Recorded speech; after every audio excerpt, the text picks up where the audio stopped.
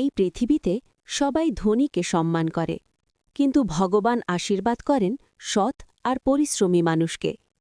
আজকের এই গল্পটা একটা গরিব পরিবারের, যাদের জীবনে একদিন ভগবান নিজেই এসে দাঁড়িয়েছিলেন।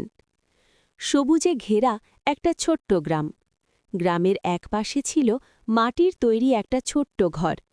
সেই ঘরে থাকত রমেশ, তার স্ত্রী মাধুরী আর তাদের ছোট মেয়ে লীলা।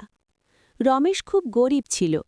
প্রতিদিন ভোরে উঠে সে ফল তুলে হাটে বিক্রি করত।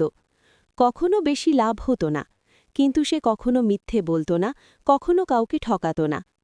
একদিন সকালে রমেশ ফলের ঝুড়ি মাথায় নিয়ে বাড়ি থেকে বেরোচ্ছিল। ঠিক তখনই মাধুরী বলল, আজ একটু সাবধানে যেও, মনটা কেমন করছে। রমেশ মুচকি হেসে বলল, ভগবান আছেন তো।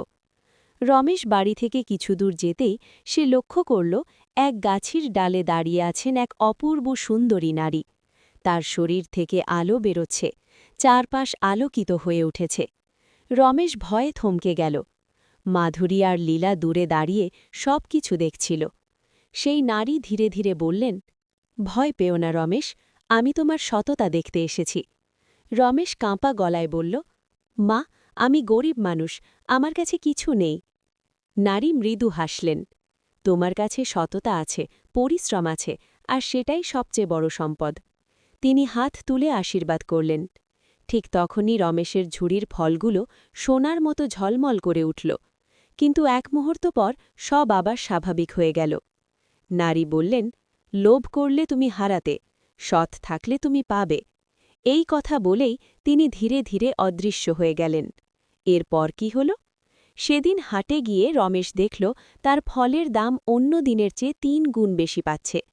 দিন যেতে যেতে রমেশের সংসার ভালো হয়ে উঠল, কিন্তু সে কখনো অহংকার করেনি।